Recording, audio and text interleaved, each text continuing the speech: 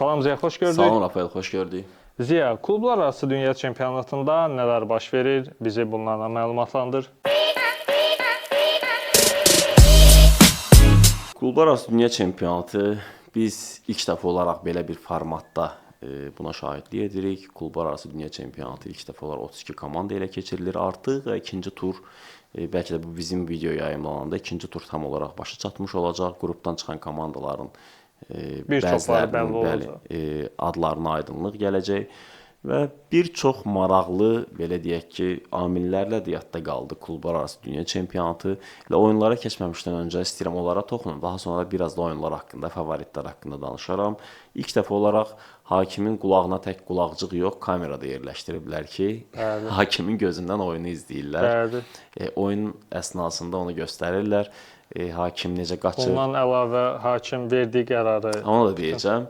Mənim fikrimcə bu futbola nə qazandırıb mənə sual versən, deyərəm ki, heç nə. Yəni, heç bir maraqlı tərəfi yoxdur. Hakimin gözündən görüləcək bir epizod məncə izləyiciyə o qədər də maraqlı deyil. Göstərirlər, yəni hakim sürətlə qaçır, görüntünün keyfiyyəti itir. İnsanlar başa düşsün ki, bəlkə də hakim nə görür, bəlkə ona görə göstərirlər. Ancaq hakim belə deyək ki, indi futbolu o qədər müasirləşdiriblər ki, hakim görmədiyin var görür. Hakim penaltini vermir, üstündən bir dəqiqə sonra var penaltini verir. Ona görə mənim fikrimcə... Bəzən Manchester Brighton oyunu olmuşdu, oyun bitmişdi, sonra penalti verirdilər. Ona görə... Sadəcə olaraq FIFA, UEFA-dan fərqli olaraq, belə deyək ki, daha şoya qaçır. Daha şou tərəfinə qaçır və izləyiciləri buna yönəldir ki, futbolda bu da olacaq, nələr və ikinci maraqlı bir qərar 8 saniyə qapıcı əlində topu saxlayırsa korner veriləcək və 2 dəfə tətbiq olundu. Biri Mamadou Sandolsun oyunda tətbiq olunmuşdu, digəri isə Ələhli Real Madrid oyununda Ələhlinin qapıcısı topu çox saxladı Yasin bunu və Real Madrid penalti küncdən zərbə istifadə etdi. Bunu bir qədər yaxşı qarşılayıram, çünki qapıcılar oyunu gecikdirməsin. Vaxt uzatmayacaqlar. Elə məsələn Ələhli Real Madrid oyununda oyun ikinci hissədə minimal 10 dəqiqə dayandı, ancaq hakim 7 dəqiqə əlavə etdi. 9 dəqiqənin tamamında oyunu saxladı. Belə deyək, biraz vaxt artırmaları da fikrimcə azalıb. Bəli, yəni, bir müddət 13-14 dəqiqə. Bir müddət yaxşı artırırdılar, ancaq artıq son klublar arası dünya çempionatında 3 dəqiqə, hətta 2 dəqiqə də artırdıqlarını görmüşəm oyunlarda. Və sən az öncə Rafael qeyd etdin, hakim gedir vara baxır, vara baxıb gələndən sonra stadiona açıqlayır. Bəli. Bu NBA-dən gələn bir şeydir. Basketbol deyil də, yəni ki, biz futbola baxırıq. Amma məncə maraqlı bir şeydir. Niyə? Yəni ki, biz penalti epizodudur, hakim gedir vara baxmağa. Hamı bilir ki, bir futbolçu digərinə qarşı kobudluq edib. Elə Real Madridin oyununda Ələhlinin futbolçusu açıq əllə Fran Garcia'nın ağzına zərbə endirdi, görmürdü. Vardı. Açıq penalti idi. Hakim varla danışdı 2 dəqiqə, özü getdi vara təxminən 2 dəqiqə baxdı, ondan sonra gəldi açıqlama etdi. Yəni, bu artıq bilinirdi penalti idi. Hansı epizoda görə baxdığı da bilinirdi. Yəni, orada qeyri-adi bir şey çıxara bilməz axı. Məsələn, maraqlı ola bilər ki, penaltini verməsə, o açıqlama maraqlı ola bilər. Əgər penaltini verirsə, artıq açıqlaması da.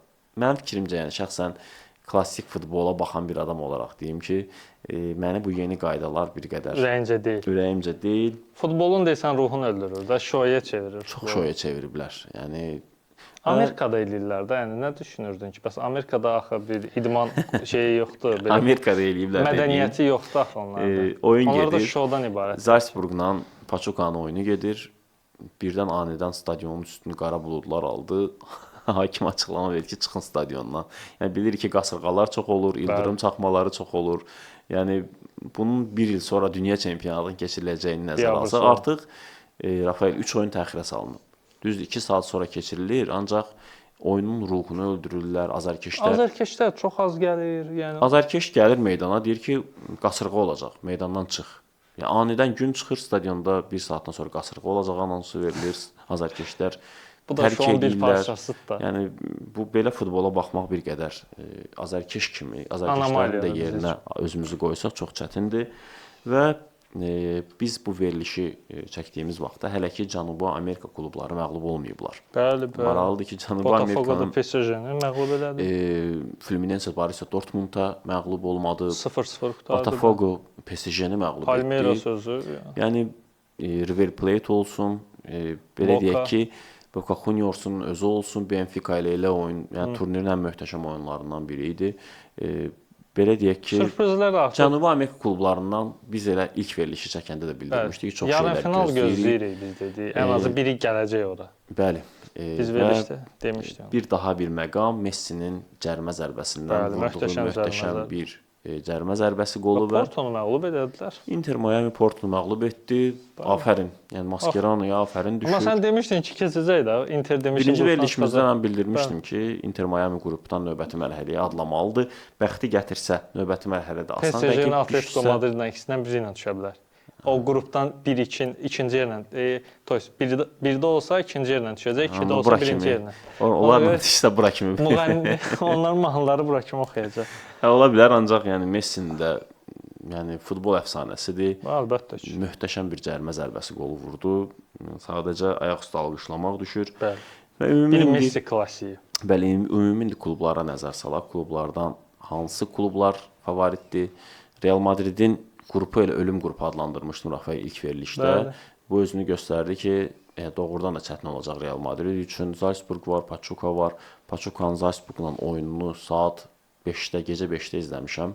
Təxirə də getdi, 1 saat elə oturub oyunu gözləmişəm və Salzburg çox ağıllı bir futbol oynayırdı və onların heyətində Nene adlı bir futbolçu var idi ki, çox bəyəndim. Çox möhtəşəm bir oyunçudur. Salzburgda proyekt klubudur. Yəni Real Madridlə oyunçu oynayanda yetişdirmək mənim üçün. fikrimcə Real Madridin başını ağrıdacaqlar və Real Madrid Əl-Əhli ilə oyunda Əl-Hilallə oynayır. Real Madrid Əl-Hilalla oyunda məncə bir nəfər azlıqda oynayırdı. Vinicius Junior rəsmən oynamadı və sonradan Xabi Alonso bildirib ki, ağrıları var idi. Ağrıları var idi, birinci hissədə çıxar. Mənim ürəyi bulanırdı, havaya öyrəşməmişdi. Mbappé xəstələnmişdi. Mbappé xəstələnib, tamam, heyətə daxil olunmadı. Ancaq sən oynayırsansa Vinicius, oynaya bilmirsənsə, bəzi epizod oldu.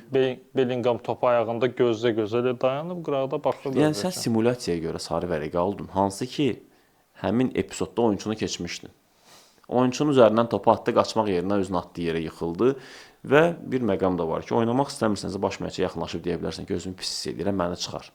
Yəni sən 70-ci dəqiqəyə kimi meydanda niyə qalırsan o zaman? Yəni Real Madrid məncə onu satmalı idilər keçən il. Əl-Hilal çox gözəl təklif eləmişdi, 300 milyon avro.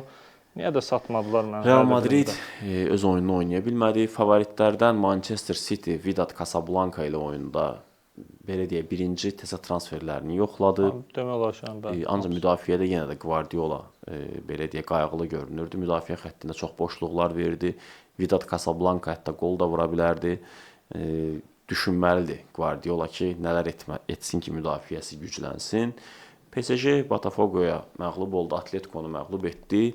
Ancaq məncə belə deyək ki, bir qədər arxayınlığına çıxıblar və Cənubi Amerika necə də olsa biz udacağıq ağlı ilə çıxmışlar. Cənubi Amerika klublarını Avropa klubları tanımır. Necə həmişə tanımır? baş ağrı olub onlara. Necə tanımır? Oyun stilləri heç uyğun gəlmir.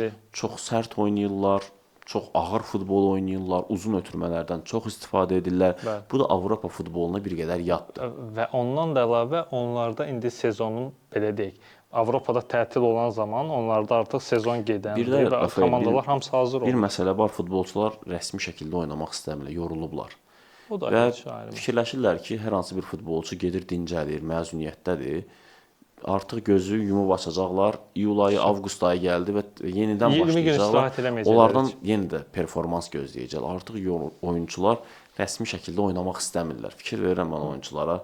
Çox həvəssizlər. Həm də çox isti hava şəraitində oynayırlar. Hava şəraitinin istiliyi çox deyil, 25, 26, 28 dərəcəyə kimi qalxır. Ancaq havanın nəmi çoxdur. Havanın nəmi çox olduğuna görə futbolçular qaça bilmirlər. Tərliyirlər, gah yağış yağır. Yəni heç öyrəşmədikləri bir anormal hava şəraitidir. Ancaq klublararası dünya çempionatı fikrimcə biraz bookmakerlər üçün hələ ki uğursuz sayılır. Yox, uğursuz sayılır. Çox belə deyək ki, çox sensasiyalar da olur, çox qollu oyunlar getmir bəzi vaxtlar Məsələn, sürprizlər də oldu, yəni. Manchester City Wydad Casablanca oyununda City-dən qol yağışı gözləyirdilər. Bəli. 5-0, Bayern kimi 10 dənə qol 6-0. vura. Ora gələn komandalar arasında yeganə komandadır ki, Auckland City Professional oyunçulardan ibarət deyil. Professional oyunçular yoxdular. Ona görə də Bavariyanın 10 dənə vurmağı gözlənilən idi. Ancaq maraqlıdır ki, həmişə uşaqlarla oturub futbola baxanda belə deyirik, bu turnirin maraqlı oyunları 8-də 1-dən sonra olacaq. Maraqlıdır ki, 8-də 1-dən sonra bizi nələr gözləyir və ötən videoda da rəylərə çox yazmışdılar. Suallarınız varsa bu videoda da Klublar arası dünya çempionatı ilə bağlı yaza bilərsiniz rəylərə, hamısı cavablandırılacaq. Yəni, videomuzu mütləq şəkildə bəyənin, izləyin və rəy yazın. Kanalımıza da abunə olun ki, uşaqlar, yəni kanal böyüsün və daha çox insana çatsın. Və biz də bu belə proqramları, belə verilişləri çəkməyə davam edək. Bizi də həvəsləndirin həmişəki kimi olaraq. Bundan əlavə, bəs sənin, belə deyək, artıq bir tur bitdi, ikinci turlar gedir. Səncə, favoritlərin arasında belə bir dəyişiklik varmı? Bəs hava şəraitlərini nəzərə alanda, oyunçuların formu, məsələn, Cənubi yarımkürədə olan klublar gələnlər, yəni Latin Amerika klubları, əsasən onlar indi, belə deyək, sezonun ortasındadır. Onlar üçün sezonun ortasıdır. Tam, belə deyək, oynadıqları vaxtı Avropalılar tətilə gedirlər. Səncə, indi bəs belə bir vəziyyətdə oradan bir çempion çıxa bilərmi səncə? Öz istəyim odur ki, az öncə də onu deyəcəkdim. Cənubi Amerika klublarından hansısa istəyən biri çempion olsun. Nə qədər də çətin də olsa bunu istəmək olar. Ancaq mənim yenə də favoritim Çempionlar Liqasının qalibi PSG-dir. PSG Atletico ilə oyunda göstərdi ki, istəsə məhv eləyə bilər. Botafogo ilə oyunda da belə deyək, qəza oldu. Klub çox hücum 16 dənə qapıya zərbələr vardı təkcə qapı çərçivəsinə. Çərçivəyə 2 zərbə endirmişdilər cəmi. 16 zərbəsi əyri getmişdi. Osman Dembelenin də zədəsi yoxdur. Sadəcə olaraq o qədər qatqı verib ki, Çempionlar Liqasında baş məşqçi bildirib ki, get istirahət elə. 8-də 1-dən sonra bəlkə də böyük ehtimalla biz Osman Dembeleni də görəcəyik. Mənim fikrimcə PSG yenə də favoritdir. Ancaq öz istəyim Cənubi Amerika klublarından biri. Boca Juniors məsələn niyə də çempion olmasın? İstəyirəm Boca Juniors olsun. Mən istəyirəm Braziliyadan kimsə çempion olsun. Əsas da Palmeirasın. Estevaya görə. Cənubi Amerikadan ümumi, yəni qitə olaraq çempion çıxsa təəccüblənmərəm. Mən də təəccüblənmərəm. Beləliklə növbəti verilişin də sonuna gəldik Ziya. Çox sağ ol fikirlərini bizimlə bölüşdün. Sağ olun və salamat qalın. Dostlar, kanalımıza abunə olmağı, video like etməyi və öz dəyərli fikirlərinizi aşağıdakı şərh bölməsində bizimlə bölüşməyi unutmayın. Sağ olun və salamat qalın.